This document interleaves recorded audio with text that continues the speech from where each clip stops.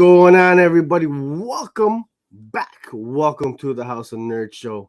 It's episode 97, baby. 97. The road to 100 has begun. 97. How many episodes are that? 1, 2, like four? Yeah. 97, 8, 9. We're doing Four Canadian more. math or American math? No, Canadian math. Then it's 2 episodes left until 100. Oh, shit. With inflation. And then the 30% exchange rate. What's going on, folks? Welcome back, man. Yo, it's been, I want to say over 2 months. Over 2 months since me and you have hosted on the same episode. That's wild. Take that in. Yeah.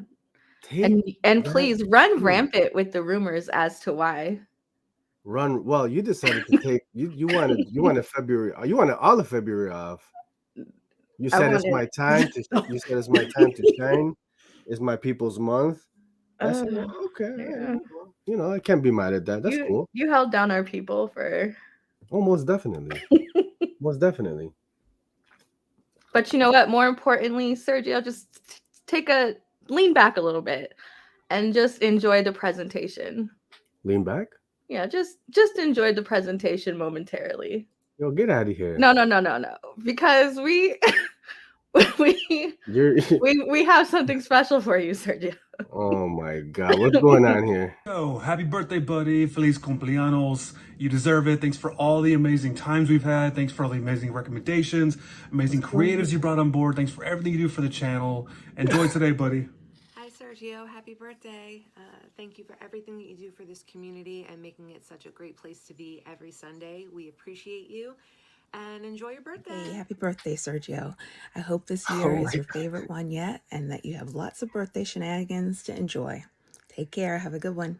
Sergio, feliz cumpleaños, cabrón. A ver si te vas este fin de semana para relajarte, porque con ese accidente y también ese programa que tienes mucho estrés, cabrón, vete ahí a relajar. Happy birthday, Sergio. What I will say is hopefully you go out, you drink, have a good weekend because you stress out too much over the accident and also over the show. I am grateful for y'all and for the show. And Sergio, as they say, What's up, Serge? Oh my God. Here it's your birthday.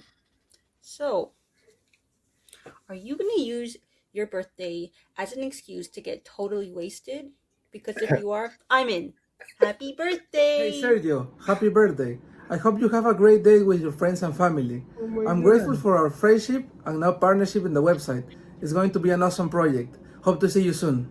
Sergio, there are 365 days in a year. Statistically speaking, 2 other subscribers of yours are celebrating their birthday today too. You're not that special.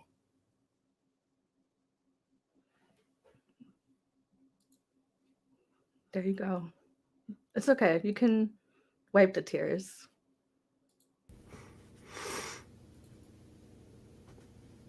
Oh no, I was joking. I didn't mean to really Sergio, no.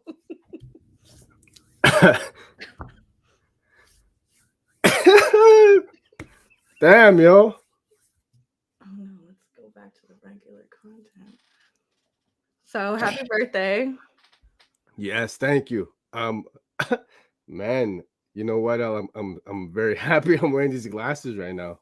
I was not prepared for that. Yes. Man, you got me. I was not expecting that. Yes, it's my birthday. I did not turn 60 though. Stop lying. Who said that? Stop playing. You mixed your numbers up. It's a little dyslexia there. Yeah, man. Yeah. It said 26. It said 26. Yeah, 25, man. Yeah, that's pushing it. Oh man. No, listen, thank you. Thank you everybody. Wow.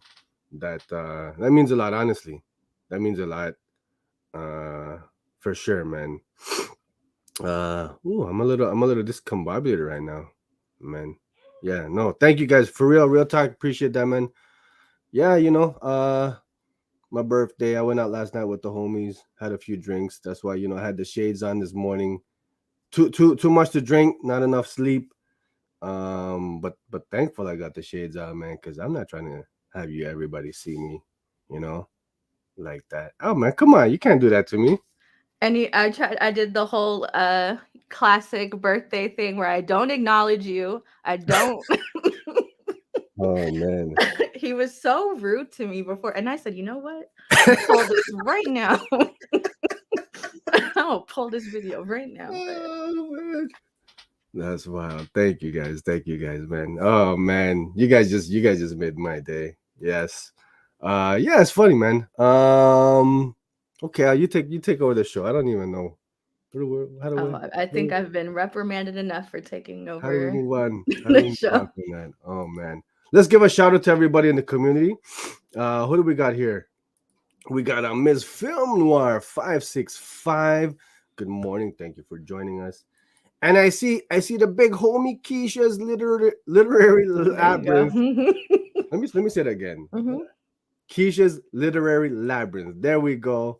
She's saying, I just finished my book in time. Hey, Sergio and Elle, thank you so much for joining us. Gotta get you back on, Keisha. Gotta get you back on. Had a great time with you. It was a couple weeks ago now. We got Cookie Monster in the chat. What's going on? She reminded me about. I can't have a coffee this morning. I mixed all kinds of stuff last night. My stomach was not happy this morning. I tell you that. So it's tea for me. Who else we got in here, Elle? I know I'm missing a whole bunch of people. Juanito, hey man, I appreciate the message. Man, everybody you guys kill me. That was awesome. Honestly, man. Thank you so much. Yeah, I'll email it to you so you can watch it when you're feeling sad. Shout out Phil, man. Thank you, big homie, man. Appreciate that. And is my main man Carlos. What's going on, baby? Thank you so much for coming through. Canadian Cape Crusader. Yes, sir.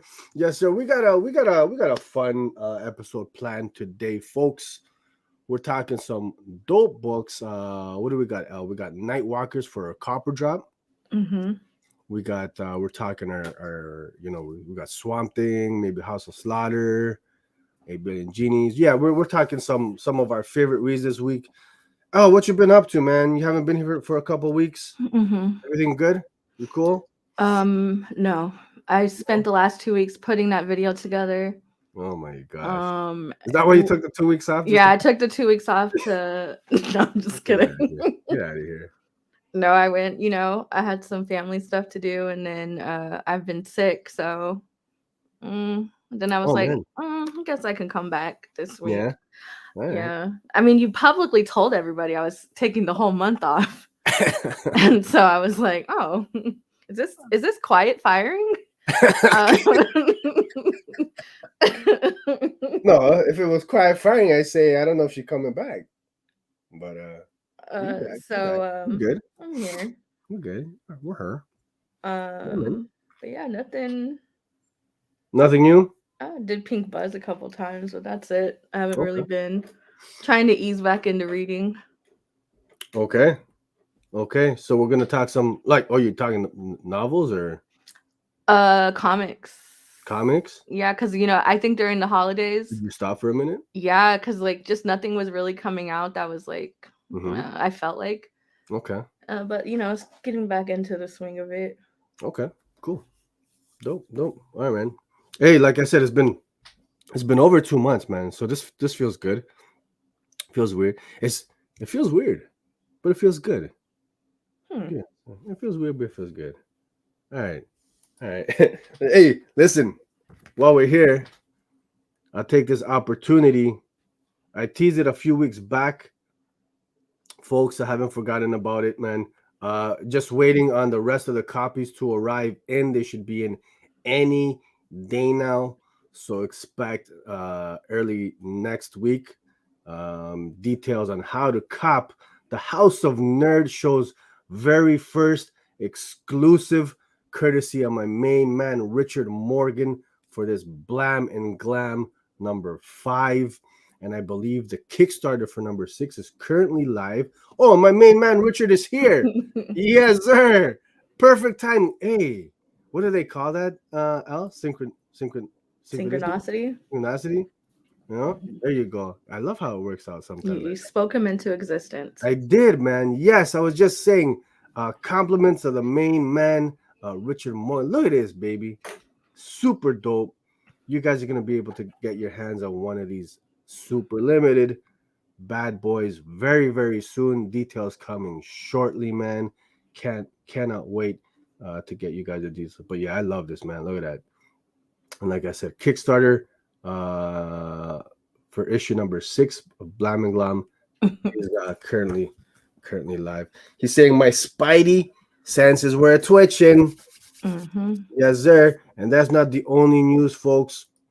Earlier this week, we announced where the House of Nerd Show is expanding.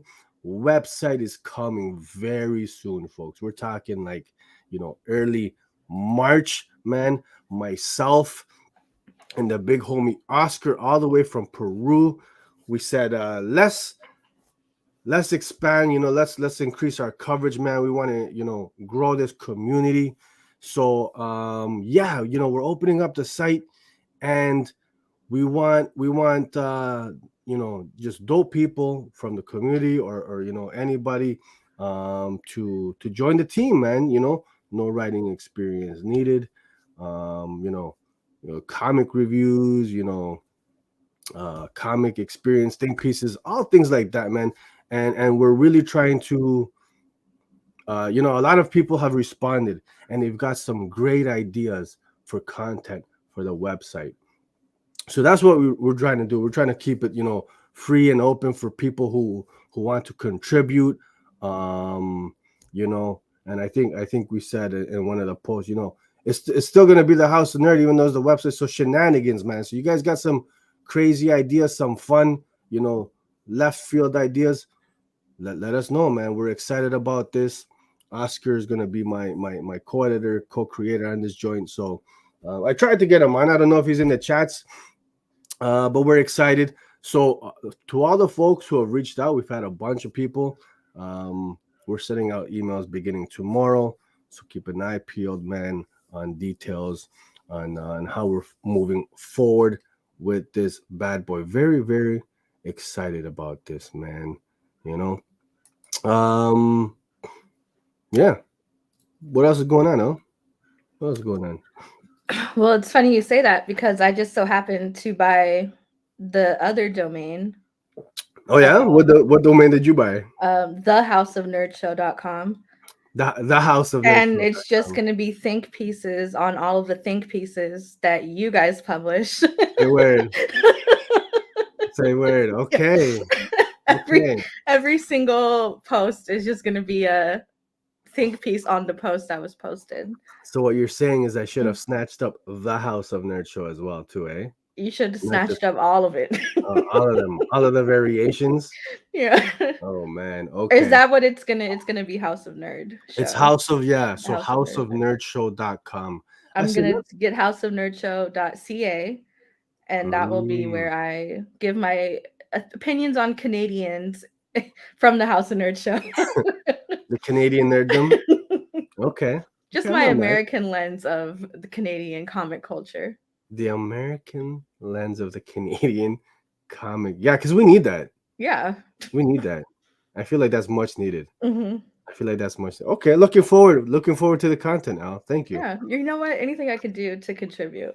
Hey, okay, all right. Let's keep it moving, baby. What should we get into first, man? What should we get into first? A little copper drop action. I think did anybody clip the tears? Because I would love to throw that. Get out of here! Stop. Allergy season. It's allergy season. Stop. Stop lying. Stop lying to the people. All right, here we go, folks. Yeah. Copper drop. This girl telling the lies. Get out of here. Boo you. Boo you.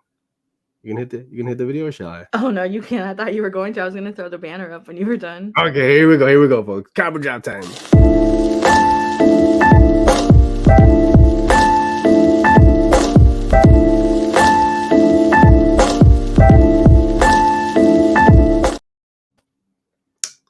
It's Copper Drop. You know what it is. So each week, myself and Elle, or our guests, we pitch to you a couple books. You guys get to vote on what we are reading, what you guys want to discuss. last week you guys voted for Nightwalkers number 2.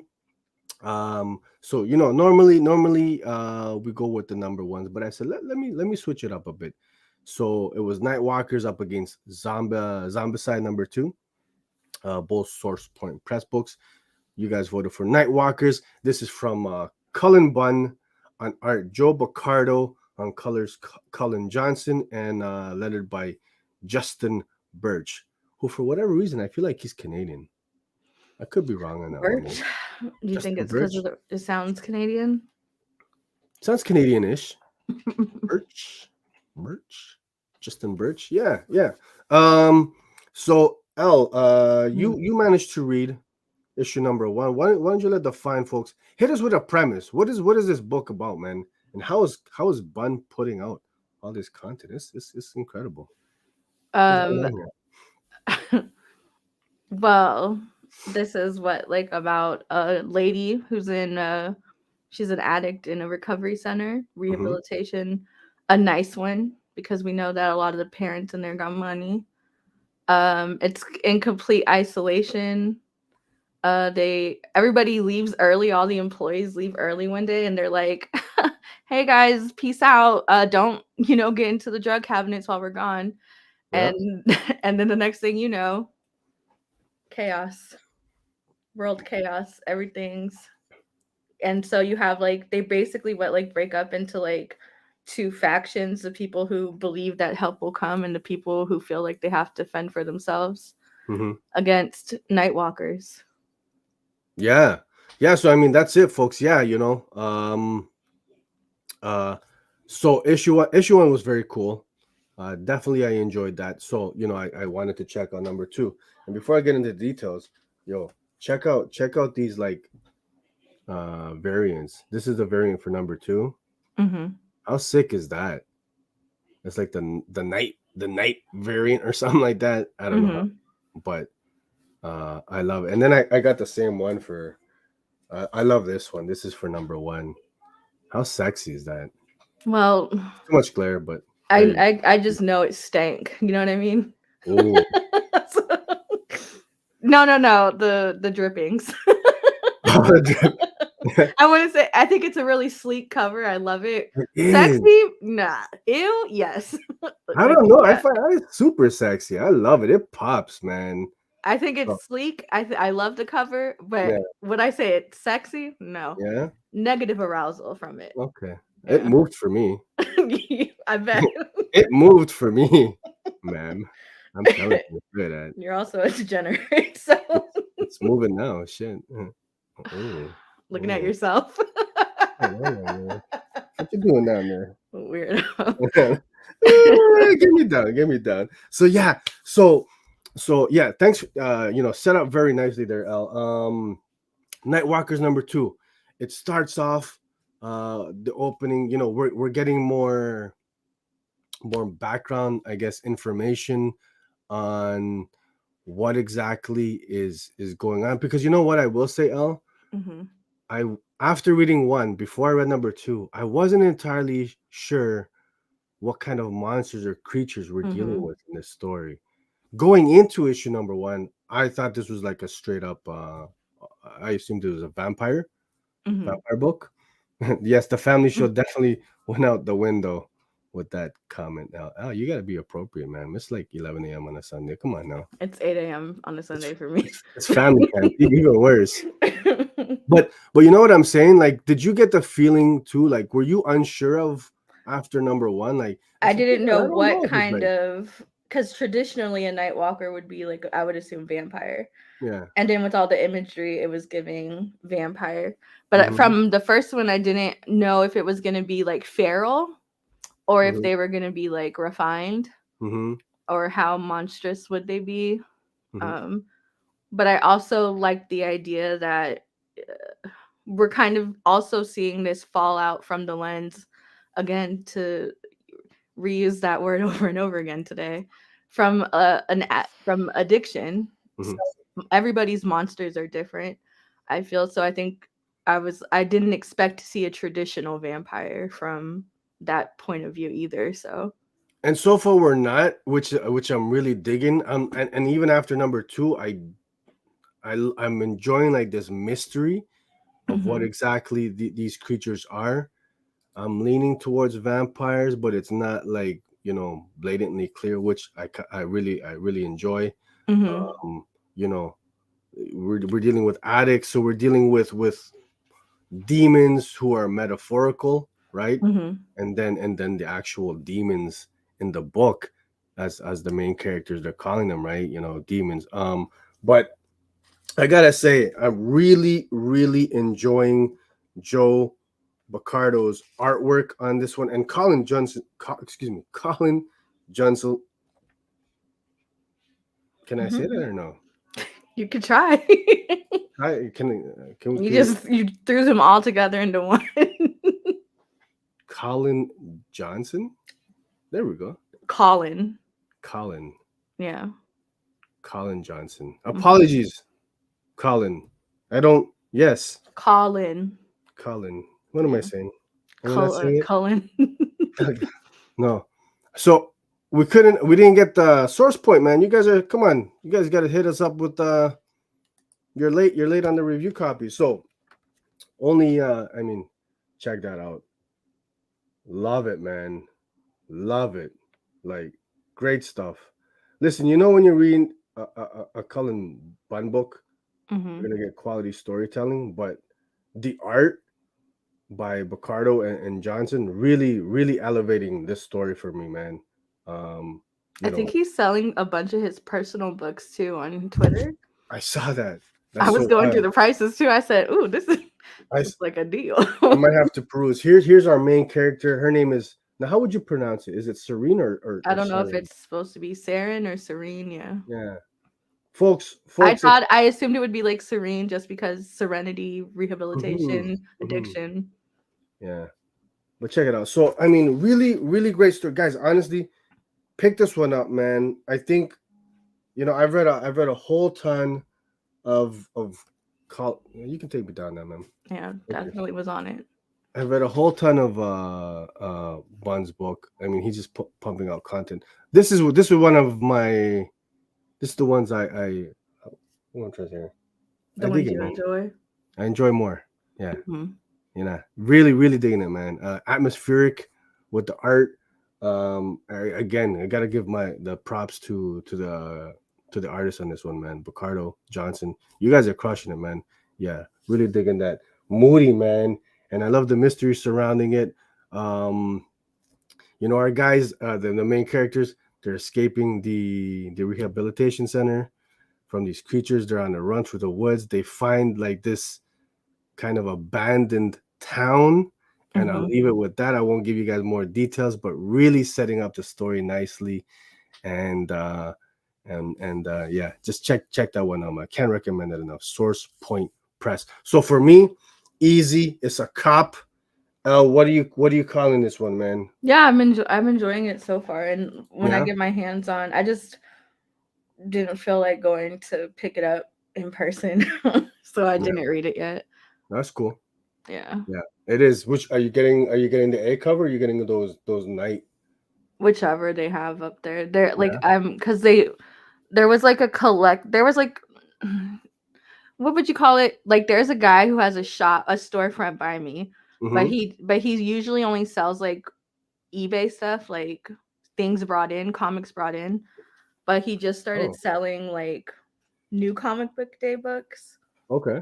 And since it's like literally like 3 minutes from my house.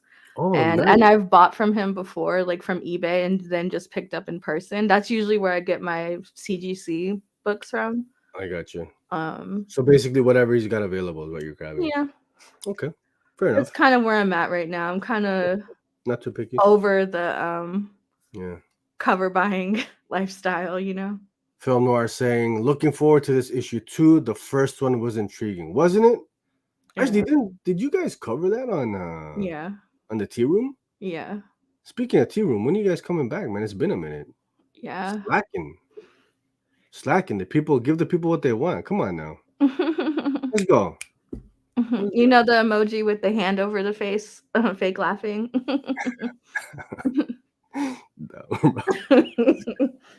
Oh, yeah, but yeah, no, Tara, if you enjoyed the first one, yeah, you're really gonna do it. Actually, I think never mind. I think you might have it in your pull with me. Pull with me. Pule. Yeah, I can't talk this morning. I'm gonna be real. The last thing polish a you sent me bottle is of still spiced at rum the before. post office.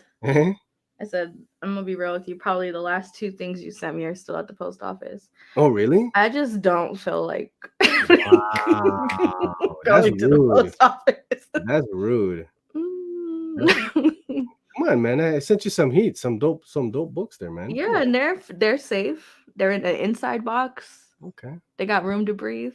All right, cool. Letting that Canadian musk. Yeah, letting it air out so I don't catch anything. I didn't want pink eye. I sent you a little extra some on the last one. Just I know you sealed every book with your eyelid. I didn't want to catch it. Oh man. Hey, listen, folks. The second half of Copper Drop. Okay, for those who are watching on the replay or are new to the show, this is where we pitch, myself and Elle, a book, an upcoming new release for next Wednesday. You guys get to vote. You guys get to vote on the book and what we're reading and what we're discussing on next Sunday's episode.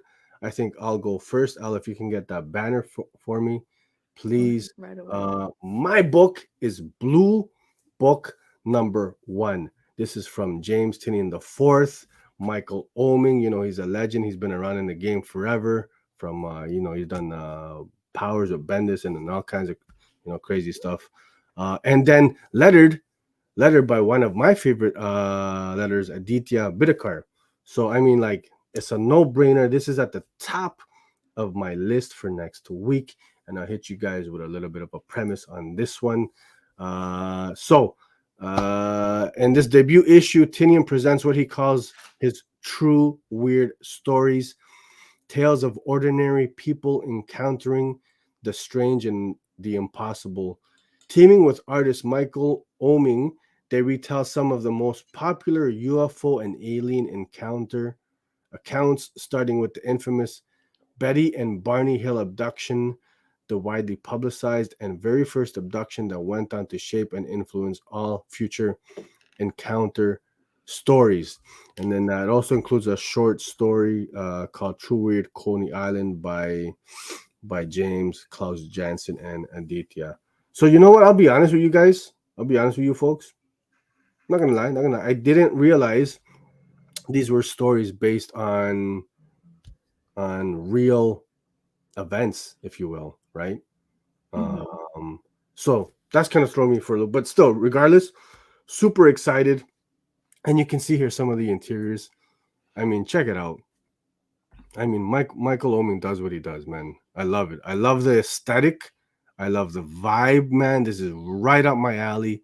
So, it'll be at the top of my read pile. That, folks, is what I'm pitching to you. What do we got here? Kisha's saying, James Tinian is an auto buy for me. For sure. Mm-hmm. For sure. You could read this right now on the Substack. So that was the other thing. That's where I read it. It was on Substack. Okay. It was released, I think, monthly. Mm-hmm. And it was, it's different UFOs and abduction stories, just reinterpreted in comic book form.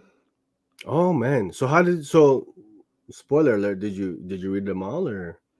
I read what has been released thus far, but it's like, it's cool. You're not like reading like a mystery story, or like there's not going to be like, you know what I mean? It is very much what it is. UFO stories, abduction stories. Gotcha. Weird stuff. Weird. Huh? Is each issue its own story? I think I don't know how they're doing it for the printed. Uh-huh. But I know it was like released as stories. Like I think this first one is one story, then the second one will probably be. Oh, I got you. Okay. All right, so that's what I'm pitching to you. For. He said Betty and Barney. Yeah. Well, Elle, what is your book, madam? Local Man number 1. Tony Fleeks from Stray Dogs and Tim Seeley from Everything Else combine for a get together for a series that combines rural crime noir and superhero action. Once the star recruit of the media sensation super team third gen Jack Xavier had it all, but when controversy sends Crossjack crawling back to his mom and dad's basement in the Midwest, Jack struggles to fit into a world he left far behind, and then the bodies start piling up. And so each issue is a classic Image Comics flip book with the lead story drawn by Fleeks and a superhero flashback into the depths of the Image universe drawn by Seeley. And the first issue is 30 pages, $4.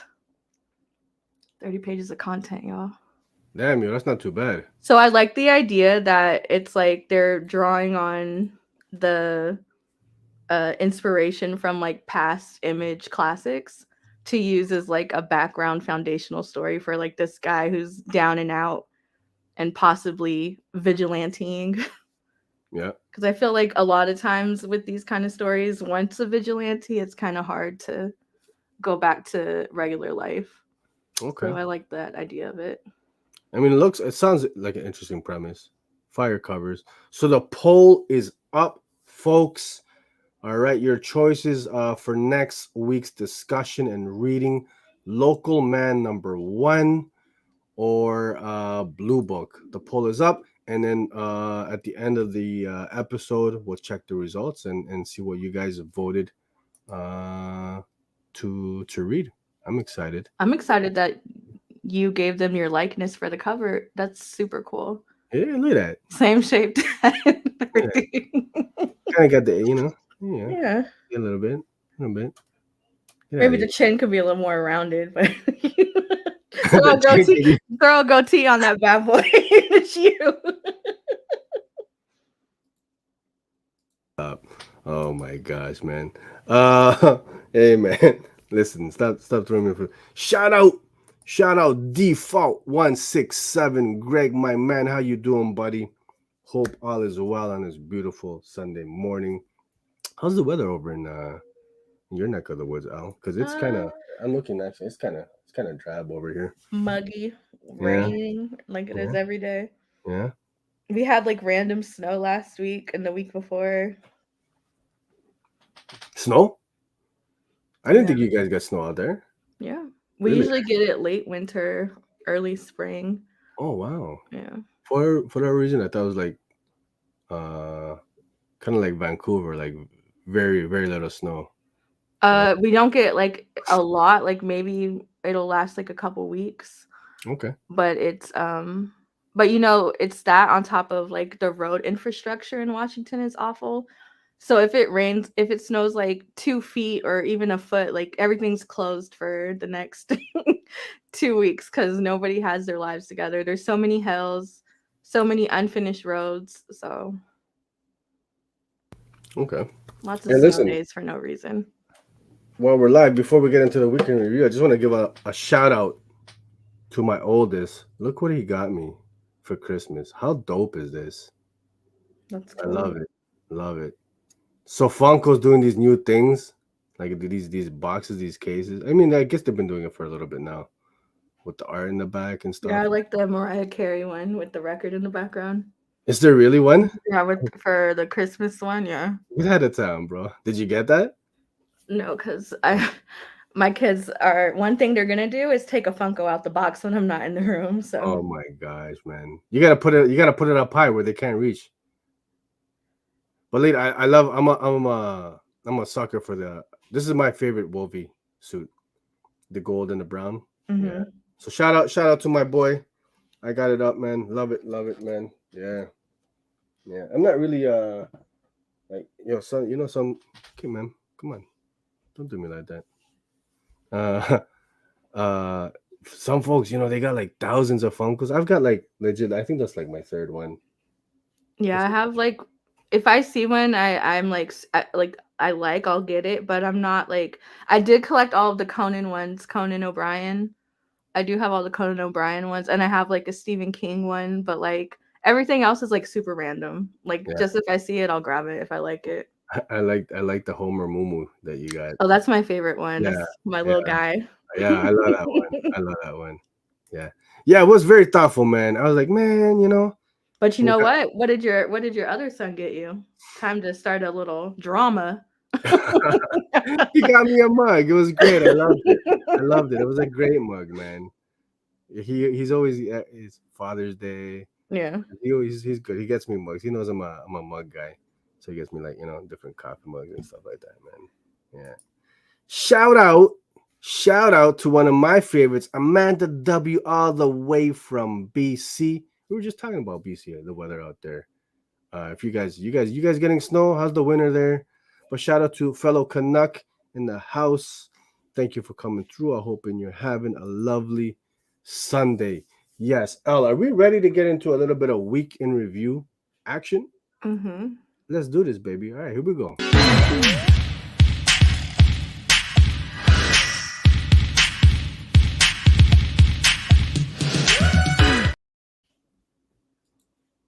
Hit me with it, Elle. Hit me.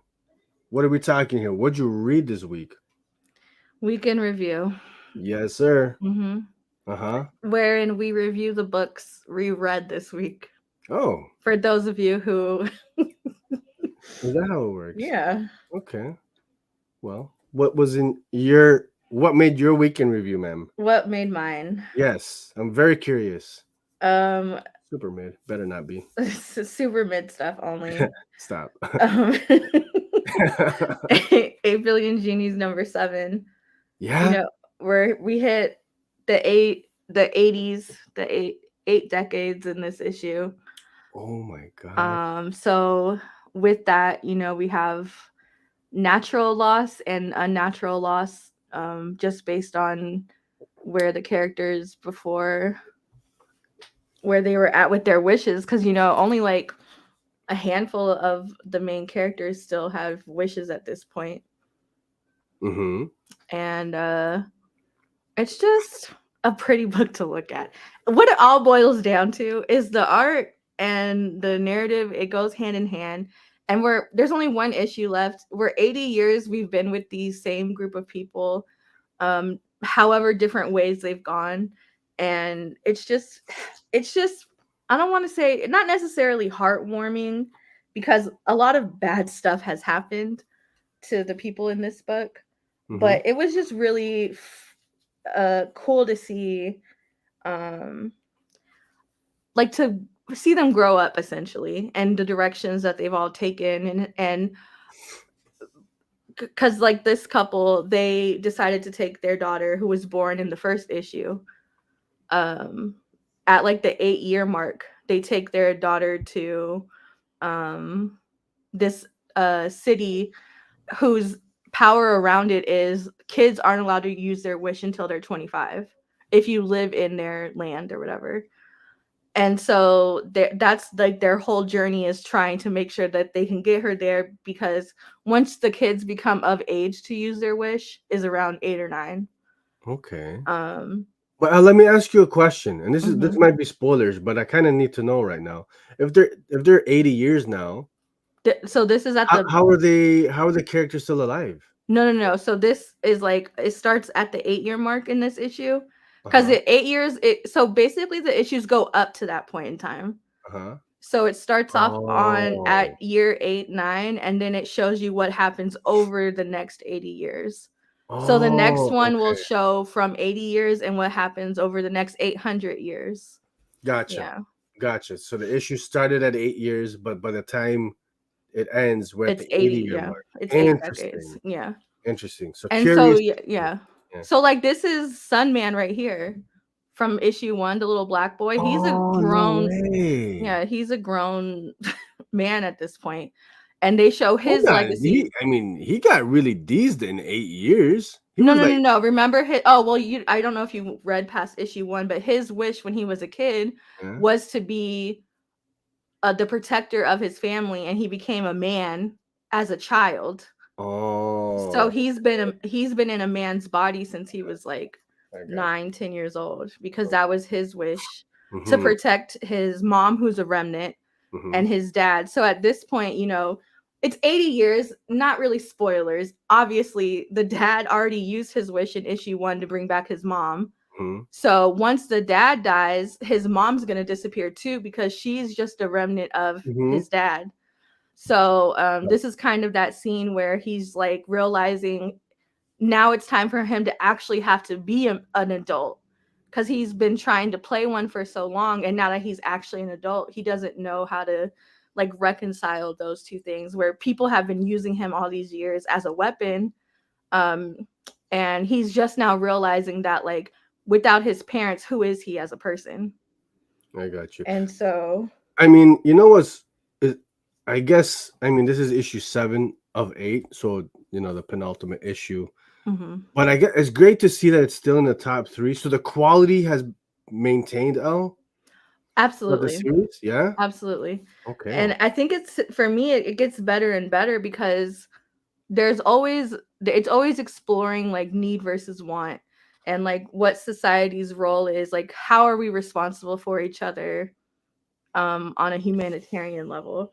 And it never gets preachy. It never gets like, this is how life should work. This is how, and it always knows when to throw in a little bit of humor too into the situation. Like this lady is like a random villain, but like her wish was to be a part of the sea. And she's like a beast. She's like disgusting now, right? And so it's just really interesting to see how, when you're not super specific, and then there's like a battle in here I didn't include slides for, because I think visually it was so fun to see it for the first time when you open the book. And there's like the Idea Man versus other like other factions that are trying to like be the ultimate end all be all. And it's so funny because like they've collected all these genies from all these people who agreed to live there in exchange for their genies. And so like basically it's like whoever has the most wishes, because one wish negates another wish, right? So they're battling with wishes and genies and stuff, and you just see all these genies and weapons, and it's a very anticlimactic, because again, they're just wishes. It's not like the fabrication of anything. And so the Idea Man was like, that's it, like it's over. And they're like, yeah, I guess you had more wishes. Like it's very, and I think that's reflective too of desire. Like once you get what you want, what else is there? Like, is that actually what you wanted? So it's really interesting to see like that explained in a way that you wouldn't traditionally see it. But yeah, I think it's definitely kept up. I gotta catch up on this. Characters are trackable. Like we know what's happening with everybody up until this point. And now I guess we're seeing like for the next 800 years, I would assume we're gonna see like the legacy of the decisions that the first 80 years made. So it should be interesting. The final issue dropping next month, eh? And it was already optioned. And I know like they were talking on Twitter last night about like how would they present it, and I absolutely feel like it would be a great like 8 episode limited series. That's it. Don't each episode. Don't draw it out. Don't make a movie. Just an 8 episode limited series would be fantastic. Yeah, that's definitely the way to go. I agree. Shout out to my main man Deviant, all the way from France. I see you, buddy. Hey Deviant, you gotta let me know. When is that Rodney Barnes interview dropping, man? Did I miss it already? Did it Let me know. Tag me, please. And good morning to Matthew Mary. Shout out. What's going on, my man? No, it's not. Been a minute. He hung up on me one time. It's been a minute. Get out of here. He hung up on me. He was rude. I'm calling you out, Matthew. Rude. He gonna call me for a recipe and then hang up on me. Don't do my buddy like that. Shout out to Anika, the Fresh Princess. What's going on? How you doing? Thank you so much for coming through. Yes, lovely to see all you fine folks in the chats.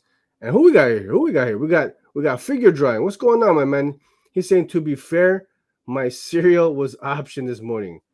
What kind of cereal? What kind of cereal, Holmes? Real talk. I need to know. He seems like a shredded wheat, no sweetened, no frosting. Folks, I'm gonna ask you guys a serious question now. Let us know in the chats. What is your cereal of choice? I need to know this now. The curiosity.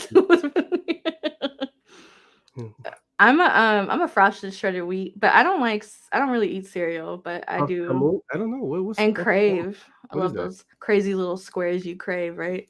Is that an American thing, Al? I Camel? don't know. Is it like those little grape nuts? I don't know what camel is. With a banana and blueberries. I'm gonna Okay. Google it, and if something inappropriate pops up, Fabian. Uh-oh. Uh-oh. Ew, it's camel nut. Juan saying golden grams. Golden grams, eh? I haven't had golden Wow. grams in. It's been so long. I know. Those are the little honey bears, right? The golden grams? I know there was one cereal when we were growing up, we wouldn't buy it because we didn't know if it was going to be roaches or cereal. Is that golden grams? Oh my gosh. Amanda W saying Frosted Flakes or Fruit Loops. Fruit Loops are cool. I find Frosted Oh, golden grams Frosted are Flakes like just a bit okay. on it's very sweet, man. I can only have like one spoonful at a time. But I'm not mad. Okay. What are the Kellogg's- one cereal? They're like little puffs of like honey. Which one? They're like honey, or they have like I think the spokes mascot guy is like a little What are you talking about? honey cereal. What is it? Yeah. Not honey cereal. Oh, Honey Smacks with the frog. That's the one we didn't buy because we didn't know if it was going to be a roach or a honey smack. Oh, I do remember the smack, the frog. Yeah. We got Cookie saying cinnamon toast crunch. Yeah. Okay. You My guys kids have evolved. They buy the cinnamon toast crunch dust now, yeah. and they use it for like toast and their other just whatever they could sprinkle it on. He's saying Juan's saying golden grams are those Pringle looking cereal. Yeah, they're like generic cinnamon toast crunch looking. They're like ridged cinnamon toast crunch. Okay, yes, they're just plain though, right? Yeah, they're like they're maybe like Okay. a I do know maybe those. a That's honey very coating or healthy. something. I said everybody's picking like bare sugary like yo, but Juan he's like okay. I like honey bunches of oats and I like Team Cheerios. I don't think they make that anymore, but the one that had like the mixed Cheerios in it. I'm gonna request some help from the community here, folks, to get a little serious now. To my American friends, if you guys can get your hands on, and I think we spoke about this before, Al, the Rice Krispie Square Treats cereal. This guy is still talking about it. I need it, Al. You don't understand. Oh. That was my jam.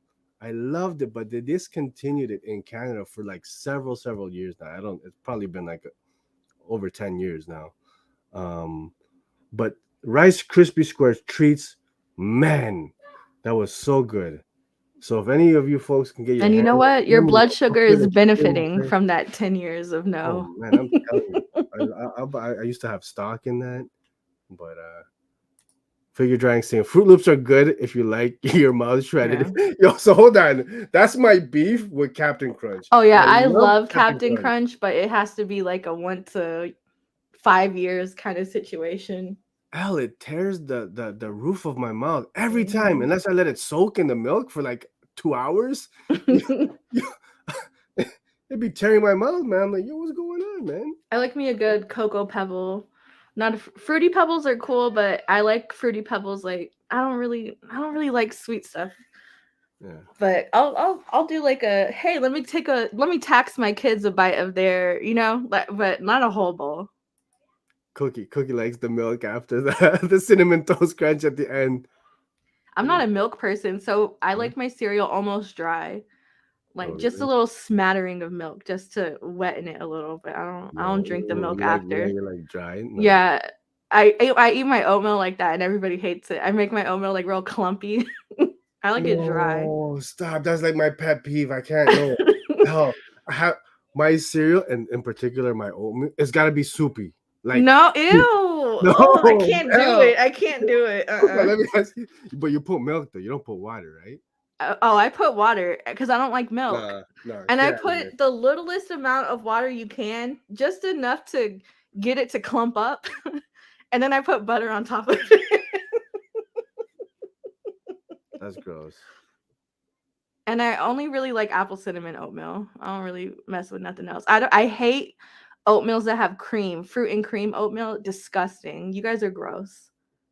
like peaches and cream and stuff. Is it my headphones that are? Sorry, yeah, my mic was off. Oh, I thought I was tripping. I'm saying I got another serious question for the community now. Water or milk in the oatmeal? And why is the right answer milk? I just don't like milk. I don't like milk. Oh my gosh. Even in like my Starbucks, I don't get creamer. I get like, I don't like milk. I don't like cream. 𝐬𝐭𝐚𝐲 knows all about the parent tax. Yeah, got it. You have to. You have to. Leeches, man. Not you agreeing and Figure drying cereal. I think the Rice Krispie cereal, is it discontinued down south too in the States? No, don't tell me. Wow. You know what? I don't even, I can only even eat like the mini Rice Krispie bars, like the little Valentine's Day sized ones. Cause I don't know, something clicked a couple years ago just with age and like sweet stuff. I can't do it. And I even watered down like my Izzy's and stuff. Yeah. You guys are all degenerates. First of all, Amanda's agreeing dry oatmeal so for good. the win. And then we got water. Yeah. Come on. See, this is why I like 𝐬𝐭𝐚. She a real one. She knows what's up. 𝐬𝐭𝐚 knows milk. Yo, let's do. Come on now, stop. Y'all must not have IBS. I can't do it. Oh wow. Do you put water with your hot chocolate powder mix? I don't drink hot chocolate. Don't tell me. I don't drink hot chocolate. Something wrong. I can't do that. I use almond milk to make steel cut oats. Okay. That's actually pretty healthy. I've used like coconut milk and stuff in like steel cut oats and like if I'm doing overnight oats or something. But if it's like quick oatmeal, it's water. Degenerates, all of you. Shout out my main man Raging. We're talking breakfast. What is your breakfast cereal of choice? And do you put water or milk with your oatmeal? More milk. Need to know. Inquiring minds need to know. Juanito's saying for me, milk because it tastes more wholesome, but that is how it makes me feel. Just go with the milk. I know. That's what I'm saying. It just, give me my leche. That's it. I'm a savory breakfast person anyway. Cookie's trying to get banned from the toast. She's trying to get banned. Now she's getting reckless. Water in the hot. Yeah. One time I made like hot chocolate with water for my kids, and like my husband freaked out. He was like, "That's not how you make it." He's like, "We have milk," and I'm like, "Ew." I can't do it. Yeah. Cookie, you're taking it too far. Okay, let's keep it moving. That's upset me. I'm upset. I can't. No. All right. Did we do the weekend review? Oh no, I only did one book. Oh, we're back to it. Yes. Yeah. So back to comics, folks. My next book was House of Slaughter #12. Oh, this was good. Tate, Brombal, Antonio Fuso, Mikel Muerto, and World. And of course, obviously, World created by James Tynion and Werther Dell'Edera. So we're back to Jace with this series where it left off with him in issue 5, where he was basically running like a secret camp for kids he was trying to keep away from the houses. And let's just love Jace, love everything about him. We get introduced to this character here, Jolie. She's a white mask, and white masks are pack hunters, recruited by Jace. Yes, recruited by Jace. And throughout the last 2 issues, we've kind of seen him dealing with PTSD heavy. And this is kind of like a iteration of that, where his memories and dreams are like fusing with his subconscious and what could be going on right now. Because I think at this point, he doesn't know what's happened to Jace. So, okay, thank you. That was my question. I got the impression that Jace doesn't know what happens to what's Aaron. My bad. Yeah, I don't know. I keep saying that. Yeah, Aaron. Because this is not this can't be a spoiler at this point. Something happens to Aaron in the first arc of Something Is Killing the Children. Oh yeah, Yeah. So this, and then House of Slaughter kind of goes back to right before the events of the first arc of of Something is killing. Something is killing the children. Yeah. And then when you were gone, we went over, or were you here? Or no, I think you were gone. I went over Book of Slaughter, which was fantastic. I haven't checked that out yet. Fantastic. Yeah? And that it kind of takes place before and after and like up to current time. Okay. Where another hunter is introduced to be solo, to replace Erica, because Erica's on the lam too. In current time. So there's a lot of wheels here. There's a lot of wheels turning, lots of characters. But I also feel like this story is Jason Aaron's story, I feel, is singular enough that if you don't read everything, you could still read arc 1 and pick up from here without having read arc 2 and without having read even Something is Killing the Children. If you don't want to know what happened with Aaron, you know what I mean? If you want it to be a surprise later on. It's funny that you say that out because I very much enjoyed volume 1 of House of Slaughter. Mm-hmm. Didn't get around to volume 2. I heard mixed reviews. Mostly people, I guess, weren't feeling it. So to be honest, I didn't read it. I jumped back into volume 3. I read the first 2 issues that have come out, and it's pretty straightforward to follow. Like I said, the only question was where exactly in the timeline of the Something is Killing the Children universe it sits. But from what I believe, he's not aware that Aaron has died. And you know what's very cool about this new arc is I love how this Something is Killing the Children universe, how they're expanding it. And in this one, they've introduced a new type of monster, which is really cool. What did they call it? Like an animal tron or something. But basically, this monster now takes on the shape of like the animals that the kids fear. So for those who are not aware, in this universe, the kids the monsters are created by the children's fears, right? Or the children talking about monsters and creatures and all that stuff. So Sunny, this guy. There's always one kid in the pack, am I right? And as soon as I saw him from even issue 11, without any context, I said it's gonna be him. it's gonna be him. Yeah. And so I love the universe that but I do think it's really funny how like you don't even need to like read, you don't have to read these books at all. You can literally just look at the pages and you could tell which one's gonna be the bad guy, which one's gonna be the good guy. As soon as I saw Jolie, I said she's a villain.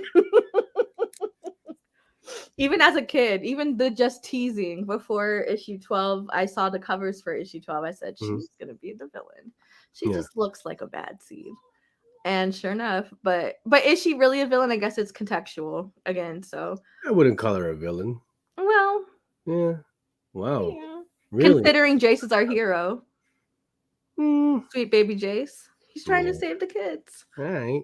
Yeah, great story. Great story. But I think that's on them. I think that's on the creative team and the decision on how they split all of this up. I feel like the second arc should have been a separate title. It should not, and I feel like House of Slaughter, maybe they should have went with like, I don't know, like Butcher House or something, because I don't think they realized, maybe they didn't know how popular Jace and Aaron would be as a storyline, because it did kind of feel jarring to be like, no, bring back Jace. I don't want to invest in another character for this. Yeah. And so, but I'm glad that he's back. I do love the art in this. I did like Chris Sheehan's art in the first arc. Hopefully we get some more of that. He did have like a page in Book of Slaughter, so that was cool. But speaking of art, I want to give a shout out to Antonio Fuso. Yeah, very much enjoying his art, man. I think the first thing that I read of his was he did Stargazer like 3 or 4 years back. That was a Mad Cave release. Really, really good, folks. Check that one out. But yeah, so Antonio Fuso on this one. Yeah, like you said, I dig I was enjoying Chris Sheehan's art, but I don't know. I like Fuso's style, man. I'll leave it at I that. think it works either way. I think all the art has worked thus far. Definitely. I'm just personally a big Chris Sheehan stan when it comes to the pages, but yeah, I do like I think it all works. I haven't read one Book of Slaughter, House of Slaughter, Something is Killing the Children, the short. Like I haven't read anything that I didn't like so far. Definitely. Like just all out. There was things I didn't like because I'm sensitive. Yeah. But I haven't disliked anything so far. I'm there with you. Tate Brombal, the writer on this one. The tall guy, right? He's a big guy. Super tall. He said 7'6". Oh, he's 7-footer for easy. Yeah, man. Shout out Tate. We gotta get him on the show, man. Did you have anything else make your top? Oh yeah, Trojan was my favorite read of the week. I like that the cow cover on the left there. He prefers the cow. The cow. So in this, you weren't here either when I talked about number one, but so you know, there's like you okay there, ma'am? Yeah, I'm just trying to think of if I need to explain, or have you read it? No, please hit me with a synopsis. So basically, like legends of mythology have been pushed to the fringes of society because humans can't take being made to feel inferior to beings that are more beautiful, more powerful, more intellectual than them. So they've kind of been outcasted over the years, and even outed in times where they've been made to fit in, when they've like magicked themselves to fit in with society. And so you have Nessa, who is seemingly seeks out the help of a professional troll, internet troll, to get to the dark web because she wants to participate in a snuff film to make money for her sick mother. That's like the general synopsis, like without giving away anything. She seeks out the help of this guy, for which in hindsight is kind of weird because you're like, you're supposed to be this powerful being, like you live in a community of beings, like why would you need the help of a human troll? Like, but she needs his help, so she ends up getting in touch with somebody who can get her in touch with like this producer of snuff, and basically they want to like, more people will pay to see them clip her wings and stuff because she's actually mythological, like she's a true fairy or whatever. Okay. Fae is a slur in this world, so. Fae? Yeah. Yeah, is that the slur? That's a slur in this universe. So Dirk, who is the human troll, they like explain his backstory in this issue, and he like tried to work for like the Internet Watch Foundation, which is like basically like a content moderator in their world, like people who scrub the internet for all of the worst things in life, but it's like levels 1 through 5, and he couldn't even make it through level 2 without being disgusted. And that's kind of when he realized like he might be a troll, but he's not an indecent person. And so, which was interesting because there was a show like in 2016 on Showtime called Darknet, and it was a docu-series, and there's like an episode called Control, and it was about like Google moderators and what they have to do. And like they literally have to watch the worst videos and the worst images on the internet to like safe search them, like to make sure they're going to the right places. But like these people end up having to need therapy, and they don't last that long because you're literally watching torture and smut and all kinds of like illegal activities and stuff, body parts and all that. And so that's basically where he just couldn't make the cut with that. And so in this issue, she finally meets up with a guy who could put her in touch with something, and then we find out that maybe she isn't what she says she is, but she is something. And the cover kind of alludes to it, and it was a very cool sequence. and made me even more excited for what's to come. Because honestly, the first issue, they do really deep dive like the bad parts of the internet, and it honestly made my stomach hurt a little bit. I was like, oh really, eh? Even with like Lovesick too, like, you know what I mean? Just the idea that like there are people who seek out this kind of content. Wild. And for her to be so desperate to save somebody that she's willing to do this, like that's like the ultimate, like there's no options left. Okay.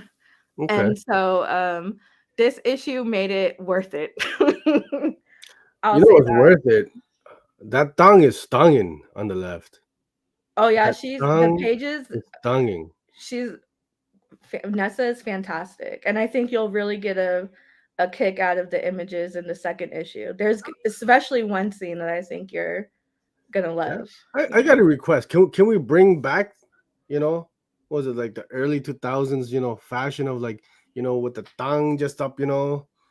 You're talking about Manny from Degrassi. You know, just ladies, can we bring that back? You first. You set the trend, and then maybe other people will follow. You first? You think? You first. I could probably pull it up. I think you could probably pull it off. Let's bring it back. Let's bring it back, folks. Exposed thongs is a good thing, I think.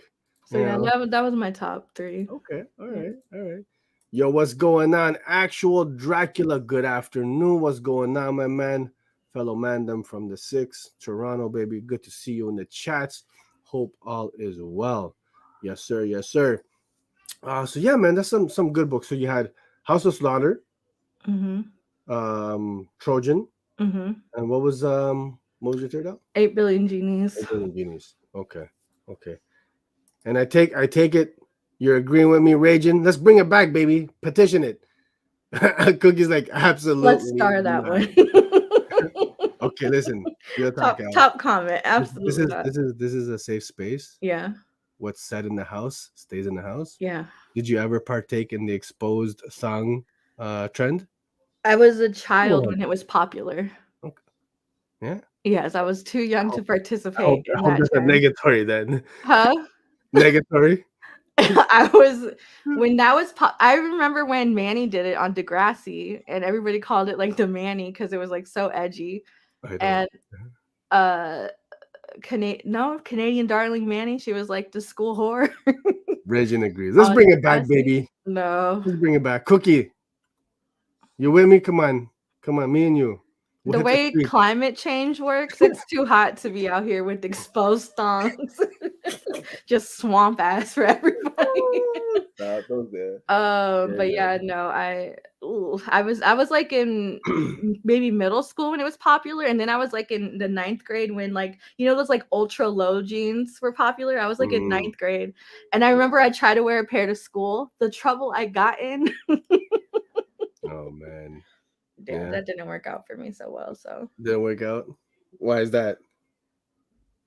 I was like adopted when I was in high school, and my adoptive parents were like, no, I had to wear Kirkland's Costco jeans to school, mom jeans. And I had like these pair of Levi's that somebody had gave me, and they were like ultra low rise. And like I would change into them at school and then change back out of them after school. And then one day she came and picked us up early, and I remember the panic.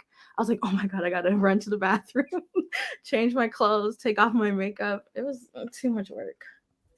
My haul, this week's haul, I showed you guys earlier. Love these night variants for night walkers from Source Point Press. Super sleek. Elle doesn't agree with me. I think they're sexy. I think they're I like them a lot. I feel like that breath stank. God, oh man, that's great. That's halitosis. Man, it's hot, baby. Hot. Sacrament number 5. This came out a while back, but I finally got it on back order. Excited to read the conclusion to this great series from AWA. Peter Milligan, you know, he does a sting. Great, folks. If you're not reading it, check it out. Junkyard Joe. This has been fun. Listen, man. Gary Frank and Brad Anderson, anytime they team up, it's like it's an automatic cop. I love this team, man. Great stuff. Have you been reading this, Elle? Part of the Geiger Universe? You know what I do with the Geiger Universe is I complain about it. I don't read it, and then I read it in full, and I'm like, it was so good.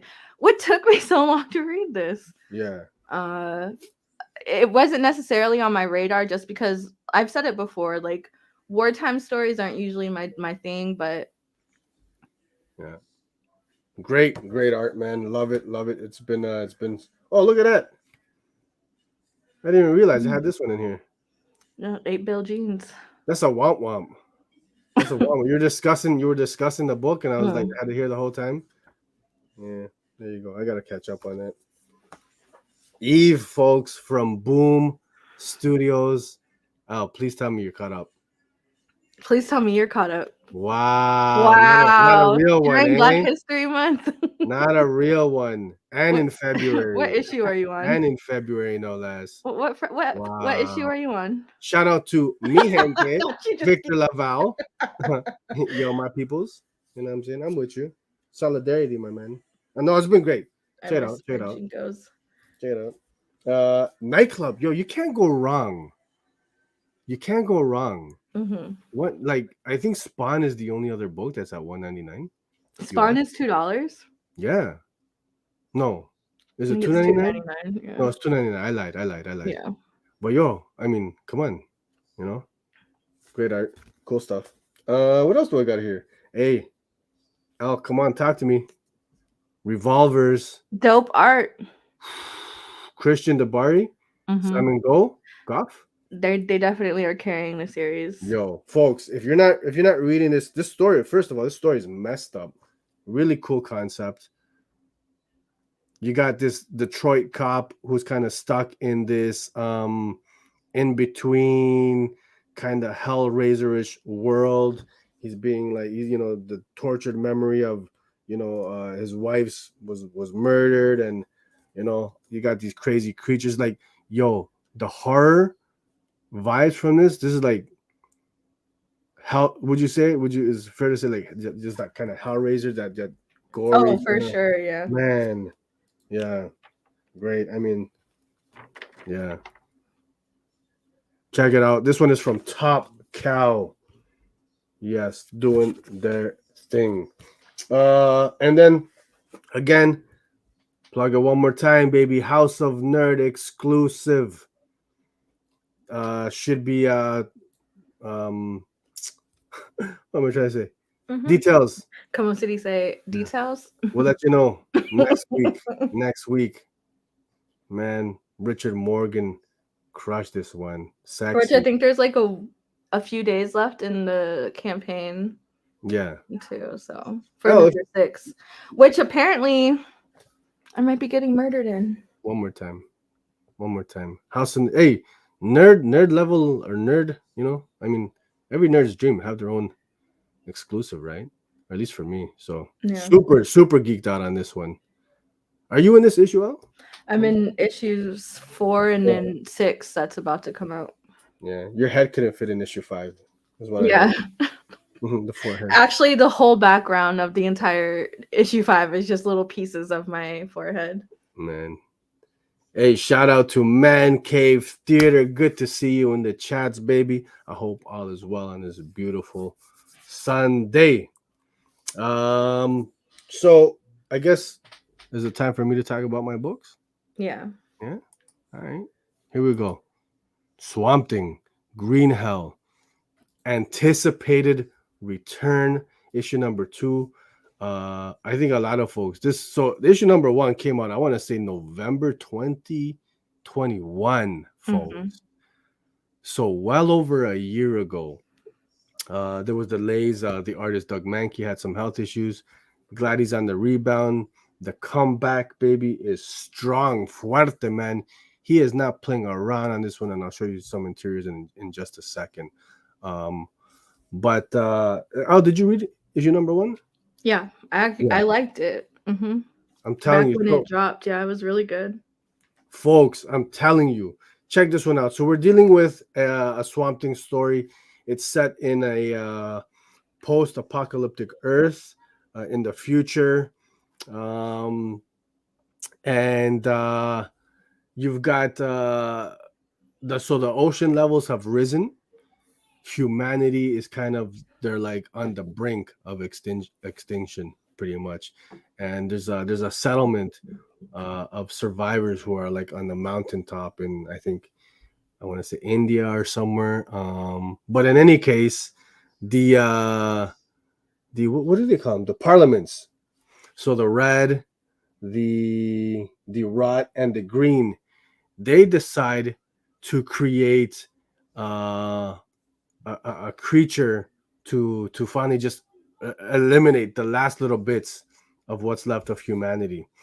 And in issue 1, we think it's Swamp Thing, right? Like the Swamp Thing. Mm-hmm. So there was the nice little twist there, but it turns out it wasn't the Swamp Thing like 𝐬𝐭𝐚𝐲. And so the big twist at the end of issue number 1 was Old Man Constantine. So these survivors, they enlist his help, and Constantine, he brings back Swamp Thing from, I guess, his version of his afterlife, with which they called the sanctuary, right? He's there with his wife and his kid. So that was the big twist. And so finally, a year plus later, we're here with issue 2. And you know what was interesting, Elle? I saw some discourse on this book, and not many, but I saw 1 or 2 folks who said, man, they weren't feeling it, that this book was not it. You know, issue number 1, super like critically acclaimed. So I went into this, I said, oh, that's interesting.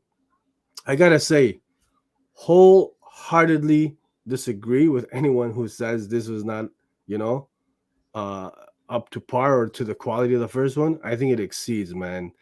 Particularly on the art, man. Mankey and you know, Baron on colors, man, just crushed it. I got some interiors here. I think this is one of the opening pages here. You got this gorgeous double page splash here. So this is the Swamp Thing's sanctuary, right? He's there with his wife and his kid, and this is kind of his rebirth, which is really cool. Look how dope that is. And then catch there at the bottom, Al. How freaky is that? He's like the fetus being reborn. Oh, yeah. You put your baby pictures up. Get out of here. You were a little guy. You guys the same forehead. That's your baby picture. Same forehead. No, Doug little Mankey. zygote. Get out of here. So hurtful. What do you mean? You're a cute little guy. Yeah, but he's a cute little guy. Little swampy thing. You know, you were wearing a hat even then. Oh my goodness. Figure Drawing says he needs this comic. My man, please. This is where I'm at with it. I waited so long for this that I'm waiting for everything to come out before I catch up on it, because I can't be sitting here like another 16 years. And I respect everybody's, you know. So I respect the reason why they didn't pick up immediately, and you know, dealing with personal stuff and all that stuff is fine. But for me, having waited that long, I'm not going to read number 2 until it's concluded. No, like I'm gonna have to read it. Oh, nah. Please reread number 1. And then they're gonna be like, "Hey, actually, number 3 comes out 2024." Stop. They're good. No, like issue 3 is coming out next month. Get out of here. Okay, when it comes out, I'll read number 2 and I'll reread number 1. Boo you. But listen, yeah, I mean, check this out. Like, sick pages. Again, just blown away. And what's great is it's the oversized. Yeah. The black tip. Actually, you know what? Hold that thought. I think I got it somewhere here. Oh, let's full screen him. Get out of here. Full screen. Got the khakis on. Yo, the Sunday khakis. Man, I'm cutting that out, folks. Get out of here. You're such a weirdo, bro. Got his Dockers on. Oh my God. Spill proof. I got issue number 1, the first printing, because they re-released, signed by Mr. Jeff Lemire. Man, is he a tall guy? He is actually. Okay. Yeah, Jeff Lemire's tall. He's tall, 6+, easy. Yeah, look at that bad boy. Love it, love it. One of my favorites in my collection. And then he announced that Essex County season 2 in a few weeks. Season 2. Yeah. There was a season 1. Oh no, season 1. I'm thinking of Sweet Tooth. Sorry, Essex County season 1 in a couple. I just started watching. Yeah. Are those my kids or is that outside? That's you. You know what's so funny? You talking about having mixed too many drinks last night. Mhm. I forgot to get adult human pain relievers. So all I had were like those little Tylenol powders for kids. So I had to take 6 of them to make 1 adult dose. And so I'm opening them and my daughter comes in here and she's like, "Are you going to take all those drugs?" And I was like, "Jade, it's kids Tylenol. I have to." Al, what are you showing your children? Like, mommy's pouring. I did, and I poured all the powders into 1 tube, and I'm like, it's tapping the bottom. Like, I need this Tylenol in my life. I can just picture you there with your glass of vino here. Yeah. With your powdered. Yeah, Powdered here. A little vino for. Yeah. How long has that been there? Trying to drink with me this morning. Celebratory. A celebratory. You know what I'm saying? Oh gosh. My goodness. I'm calling CAS on you. That's it. I've heard enough. It's CPS out here. It's a CPS out there. Let me give you the right letters. Yeah, Jade with the intervention. And I was like, no, you don't understand. It takes 6 of these for 1 extra strength. Shenanigans. Listen, back to the comic, folks. Please, for the love of nerd, pick up Swamp Thing Green Hell. Like I said, just as good, if not better, than issue 1. So Swamp Thing is enlisted to help humanity against this evil Swamp Thing, and here you see Swampy Boy trying to reason with the Parliament, but they're not having it, man. So the stakes are kind of raised because they take away his powers now, so he can't regenerate. He can't do any of this. They what do they say? How do they put it? It's your last body, right? Your last shell, your last vessel, man. So they're raising an army. Swampy Boy's in dire situations. What's gonna happen? I ain't spoiling it for you guys. Check it out. And then I will say Lemire brings in and Lemire, Doug, Mankey, everybody surprises with another dope DC character in this. I didn't include the slides. Check it out, folks. Happens to be one of my favorites, and I think is underrated, underused. So it was great. It was great to see this character in here. And of course, you got Old Man Constantine doing this thing. And I like Jeff really kind of he hits Constantine's voice really well, really lands it. Constantine, that kind, that arrogant, asshole. So, man, from the art to the writing, can't recommend this. Look at these colors. Look at this splash page. Wow. David Byrne, Doug Mankey doing your things, and then of course another Steve Wands. Can't recommend it enough. My next book. Ooh. Here, folks, we got a little sneak peek for you guys. This is what we do here at the House of Nerd. Is it? What do you mean? Huh? What do you mean? So Liquid Kill, which is from Whatnot Publishing Branch. I like how you made that like a word. Whatnot? And not like it was 2 words put together. Like, you know what I mean? Yeah. It's whatnot, and you're whatnot. Proper pronunciation is important here. Yeah. From Max Hoven and Aaron Crow and Gabriel Uzamark or Umazark. Apologies, my man, if I'm I know I'm butchering. I've always just said Gabriel I. Yes, Gabriel.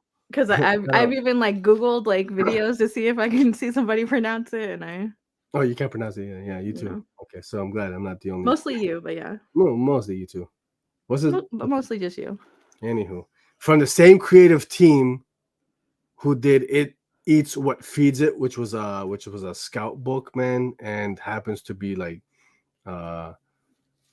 just a dope story, man. You know, I would say I would go as far as to say like a little mini horror classic, man. Yeah.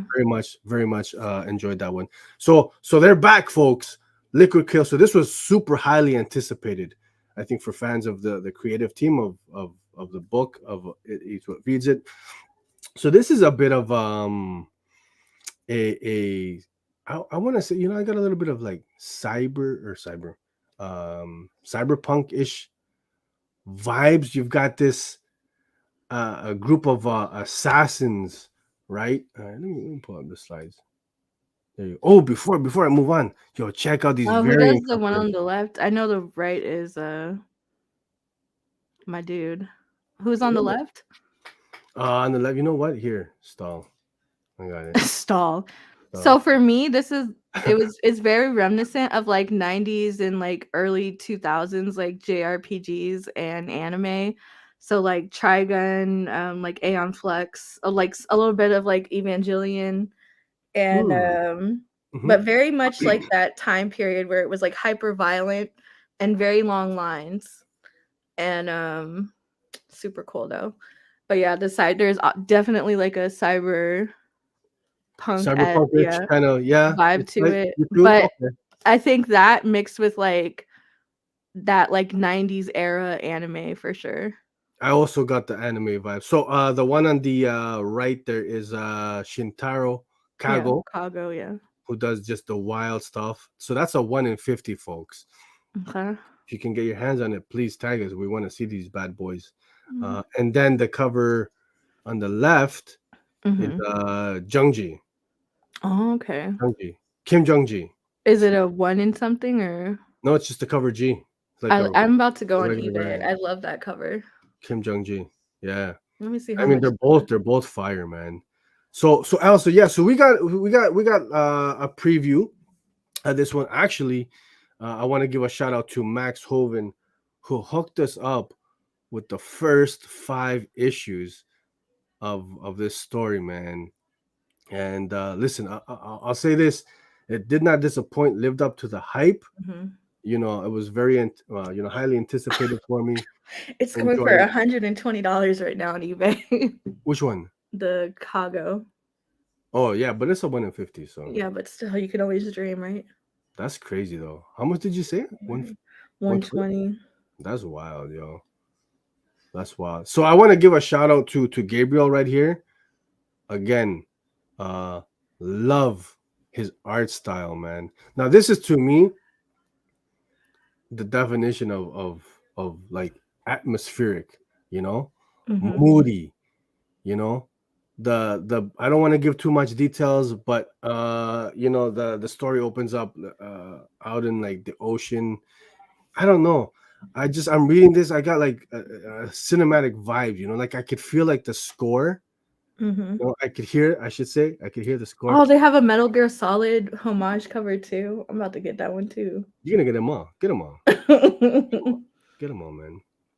But I got like I want to say like a synthy score reading this, if that makes sense, off of the artwork. But I love Gabriel's art, you know, his color tones and everything.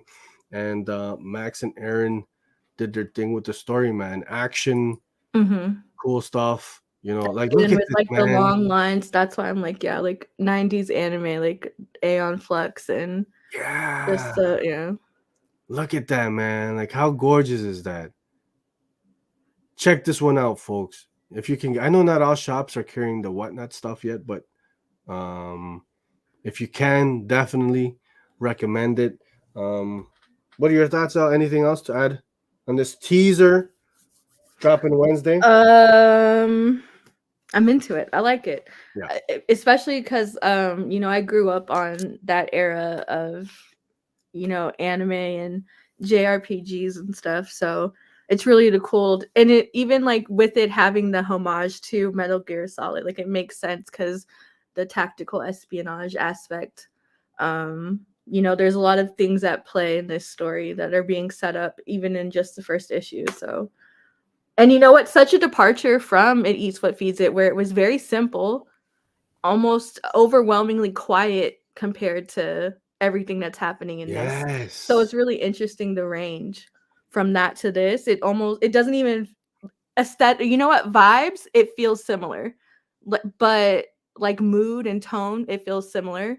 But just the sheer amount of what's going on is like, I was like, this is the same team. Like it was wild to see that. Yeah.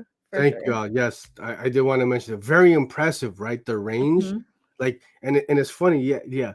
Like vibes, it is similar. You know, I think in large part to the art and right? the atmosphere. Art and the atmosphere, but just like story wise, what's going on, like completely different than what we saw from It Eats What Feeds It. So check this one out. And you know, actually, it's funny that you say that, Juan. I honestly feel, I thought about you, real talk, when I read this. I really feel like you'd enjoy this. You get a kick out of it. But I recommend it to anybody, man. But yeah, Juan, check that one out. Figure drawing, saying this, the left one looks like Ashley Wood. Can't say I'm familiar with that artist. So Ashley wouldn't. Oh, we're doing that again, eh? All right, Al. Oh, okay. We'll edit that out, folks. Don't worry. We Stop it. Get some help. Edit out your khaki boxers. Yeah. Man. Our guy wears full on Dickies work pants to bed. Those are his sleep pants. That's what he feels cozy in. Dickies work. It gotta be rough and tough. Only. Yes, please. Thank you, Juan. Yeah, for sure. I think you'll enjoy it, bud. Yeah. Honestly, I said, man, my buddy Juan, I think he'll get a kick out of this one. So that's my weekend review, folks. Swamp Thing, issue number 2, Green Hell. Lemire, Mankey, elevated it, man, really. And then Liquid Kill, man. Tease, man. So again, shout out to those creative team guys hooked us. I'm gonna read the rest. I only read the first couple. But yeah, that's my Sunday reading, baby. We made it. First episode back together after 2 months. A long time, but not enough, you know? Wow. Is that what you said? Damn. He messaged me right before the show. He was like, you don't have to come back. He said, do me this one birthday gift. Do not come back. Oh my God. Don't forget, you guys can find Oscar's newsletter. You were going to tag or plug this? Oscar's Substack? Yeah. OscarWins.substack.com. Yes. Oscar, my co-creator, co-editor on the website, folks. Again, we're looking for dope people, and it's important for us. You know, we're trying to give a voice to people from diverse backgrounds, man. You know how we do here at the House of Nerds. I heard the worst backgrounds. Only if you have a traumatic upbringing can you submit. That's true. Yes, the more traumatic, the better you'll fit in. The better you'll fit in. No, stop it. But yes, man, excited, man. We got a lot of positive feedback, a lot of interest, man. So, hoping to have the website very, very soon to you folks, man. Check out Oscar, man. He's great, doing some big stuff over on his Substack. All righty. Oh, so what else is going on, man? Before we get out of here, folks, this is a quick one. This is a quick episode. What else is going on? Yeah. I'm trying to think if anything. Yeah. I've purposely not commented on your lukewarm take on Oh, here we go. What's the name of the cooking show? Pressure Cooker. Because when let me hear your mid take. Well, no, here's my mid take. It came out around the time where you were missing. And so I watched it. You were missing. So I watched it originally when it first came out because number one, I'm gonna watch a cooking show, and number two, drama. I'm into it, right? And so I'm watching it, and I thought it was played perfectly because it's not it again, like I think somebody else commented this. It doesn't matter the cooking, it's the social game. And old boy was, maybe not the most sociable person in the house. And so when he didn't win, I said, you know what? But as long as those siblings, those weird incestual looking Alabama people didn't win, I didn't care. You know who I'm talking about? The Carolyn and what's his name? 𝐬𝐭𝐚𝐲. Yeah, 𝐬𝐭𝐚𝐲. I hated them. As long as they didn't win, I didn't care. That was definitely weird. But hold on. So what is did you agree with Robbie winning the pressure cooker? Yeah, because it wasn't just about the cooking. It was a social game. Get out of here. Oh, It was a social game. No, you take it too far. It was a social game. And so do I agree with I don't think he wasn't my favorite. Let me tell you who was my favorite. Pressure cooker.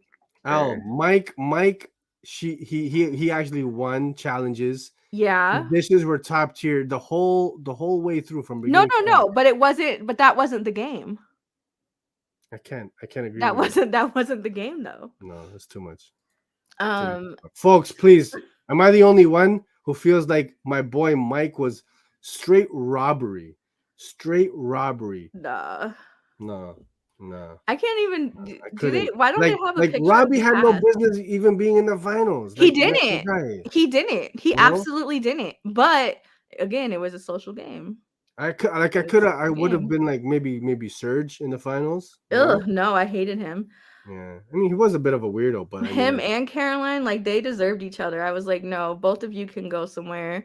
Gina, girl, Gina, nah, trash can, no. Jail. I hate your face, bro. I feel like, and even I liked Renee, but I didn't think her dishes were like elevated enough. Based on cooking, absolutely Mike should have won. But I liked Renee, but I didn't feel like she had like winner energy for the series. But Robbie winning was such like a twist. Mike was too cocky. Yeah, Mike was too cocky. I don't even think it was. I don't think he's cocky. I feel like, and I don't want to put labels on people, but he felt a little. I know what you're about to say. Felt a little Sheldon Cooper, and so I feel like maybe he's. I don't think it's intentional. I think he's just very factual with what he's saying, and he knew he was better than everybody. Oh my god. But it was how great was that show? It was so entertaining. I was like glued to the. Yeah, it was great. It was great. I love the mix of like Big Brother and cooking. I said, "This is it. This is." I like, and it was different because I like the idea that it was their own judges because it's gonna get biased. It's gonna get messy. So I really enjoyed that aspect of it. But Gina needs to go home and never come. Like, get out of here. I remember she's gonna come on another show. I promise you. I hope not. But I don't ever want to see her again because it was like you're not even good at being messy. Not even good. You're not good at being messy. Elle, what are some of your favorite cooking shows? Figure Drawing is asking. Let me tell you about my Guy Fieri. And you guys are going to laugh at it and say, okay, but it doesn't matter. I live in Flavortown. I'm a resident. Tournament of Champions. I love that show. I watch anything. I like I don't like Bobby Flay, but I like Beat Bobby Flay. And I like the other one he has, Triple Threat. I like that one too. I don't watch cooking shows tough like that, but every once in a while, like they're I just like to watch it at night to wind down. Bizarre Foods. Yeah. Andrew Zimmern has that other show like Family Dinner, which is pretty good too. He goes to like real people's houses. How about do you watch the Taco Chronicles on Netflix? Why so specific? I'm saying it's on Netflix. I watch Chef's Table. You don't watch that one, eh? No, I've seen it, but I feel like it's good. I like that one. Yeah, I like the ones that are gonna explore a little bit of everything. Like I still watch Diners, Drive-ins, and Dives and stuff. Can we get serious for a second here? Love Top Chef. Let's talk serious for a second. I don't hit me with your mid take on the caca that is Hey, thanks, buddy. Shout out Rock Comics making a rare appearance in the live chats. My man, I appreciate you. Fellow Canuck, good, genuine member of the community. Thank you, Rock Comics, man. What were you saying now? Get serious about what? Hey, what's your mid take on that Rice verse, that other show, Mayfair's? Oh, you know what? I never probably watched it. enjoying that. You wouldn't, I never watched it past the second episode. Doo-doo. I never watched it past Doo-doo. the second. I feel like I'm watching. I know you have super cold takes on The Last of Us, but anything with Daddy Pedro in it is a Super cool A take. You don't plus. like my takes on Last of Us? No. What's my take? I kept it 100. I said I have I a felt very involved emotionally attachment to the Last of Us franchise, and I love all of the changes they've made for the sake of the show. Yeah. And also, like, it could be bad as long as Pedro is there. I don't care. So smart casting choice, because you can't go wrong. And with most of the fandom knowing like how it's all gonna play out anyways, I think choosing Pedro was spot on for picking somebody who's gonna appeal to the audiences as a father figure, because that's what Joel is for a lot of people. Pedro does this thing. He's honestly he's a top tier actor, man. But not only he's carrying that show. Elle, this is where I'm at with Last of Us. Mm-hmm. It's cool. It's good. I enjoy it. But when I see people like, saying like this is the best, like legit, the best thing ever, that episode 3 is like some of the finest television ever. I agree with you. I said it was a decent episode, but it didn't change my life. Like for a fan of the game, I enjoyed that it opened up the characters more, because in the game it's in passing. So it was cool to see those worlds opened up. But for as far as life changing, episode 4 to me has been my favorite. And that's like the quietest episode, I think. But just seeing their relationship develop, because Ellie is very annoying in the game. She's mad annoying in the beginning. You grow to appreciate her because you kind of grow with the character, because in the first one she's this age, and then there's like the prequel game, and then it goes into the like with how she got infected. It was actually a DLC that was added later on. And then the second game, where she's like 18 or something. So like it's a journey with Ellie, but I do not like Ellie. I don't like her, but she's endearing in the sense that Joel cares about her, so we care about her. Yeah. There's the other thing too. The actress who I'm not I don't know. Bella I feel like that's a weird casting choice. I can appreciate it just because I don't think everybody should be conventional for any aesthetic. Yeah, and that's, to be honest, it is she's weird looking. I don't know. She's just a sweet little girl. Yeah, I just that wasn't crazy. But yeah, she was fantastic in Game of Thrones. Yeah, for sure, definitely. I feel like she had a look in there. Yeah, Ellie, even in the game, because there was like some drama around when it first came out too, because they didn't have permission they tried to do the likeness of who is now Elliot Page. They tried to use their likeness, but they were already attached to a game around that time called Two Souls or Beyond Two Souls.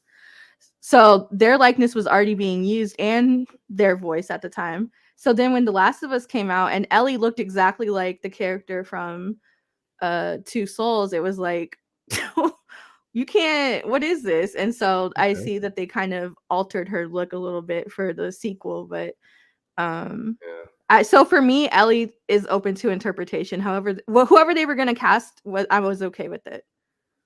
That's okay with it. Yeah.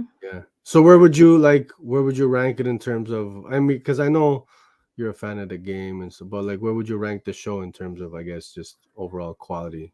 Like you say top tier is okay. Like, I would say it's better than anything I've seen on like Netflix or other streaming platforms recently of similar shows. But I would put it on par with like White Lotus and all the other like premium shows. Like, yeah. I do feel like they're making it more zombie-esque than it is in the game, because in the game, and I was just saying this the other day, like in the game, it never even clicked to me that it was like a zombie genre, because in the game it very much was like human focused, and then there's these like mushroom fungi that are you know what I mean? So in the show, it does feel a bit more Walking Dead-esque. Yes. Okay. But you know what they eliminated? They took out, and they said it was because it was a visual science thing, and they debunked it. But it's not supposed to be real. Like, it's not real. So I don't know why they took it away. Well, I know why technically from a filming perspective, but in the game you had to wear like spore masks like at times, because when you would go into certain areas, the spores would infect you, right? And so they took that out for the show for the sake of visual medium, and I get it, but also to me that's kind of what separated it from like the traditional zombie genre, because these are living spores that you could see and they could affect you, and it was scary. Like in the games there's a lot of tight claustrophobic scenes, and so I wish that had been my other something they thing, left Al, in. is that I felt like it was just like basically like a Walking Dead copy, and for me, like, I don't know much of the IP, but I'm like, here, like, they really could have leaned into like the eco horror stuff, Yeah, which rather I than feel make it is like a zombie-esque. So I'm like, they kind of dropped the ball on that. yeah, Like, I there's feel like they leaned. I like what they've done with what they were given. I'll say that. But I do feel like the game was more scary in a nature way, like in an environmental way, because you don't know, like, even like with like just going into tight corners or where you think would be safe isn't actually safe, and what could be infected and what couldn't. And the game is definitely, I feel, more scary in that sense, more intense. Yeah. But the show it's not awful. It's not the best thing I've ever seen. Yeah, it's but cool. but being like a hype fan of Last of Us, I appreciate any extension of the world. Narcos, go ahead. Narcos, I've seen season 1, episode 2, 19 minutes and like 27 seconds into it. That's the only part I've seen. It was on TikTok. Somebody was like, "You guys like Pedro? Go to Narcos season 1, Yo, episode Narcos 2." is dope. Narcos is really good, man. Yeah. That scene was dope. Yeah. Yeah. But yeah, I just it's not life-changing, but not awful. Okay. But I agree with you. The hype for episode 3, I was like, it was ridiculous. It was a good episode. It was sad. I did not cry, but I can even understand people saying, yeah, it was a good episode. It was great. Like, they lived full lives. Like, they had for what they were given, they lived like a whole life together. I said, my goodness. And I'm not trying to knock what people enjoy, but I just like, okay, all right, it is what it is. Now episode 1 with Sarah, and even though my only critique with that is, in the game, Sarah was kind of naive and innocent to everything that was happening because it happened so fast on that day with his daughter, and you actually start off the game playing as Sarah. So when all that stuff is going off and the explosions and you're walking by the window, it happens in real time with the game. And it's such a unique experience because you're playing and you're like, oh, I'm Sarah, right? And then, stuff goes down and it's like, what just happened? Like, openly weeping within like 15 minutes of this game.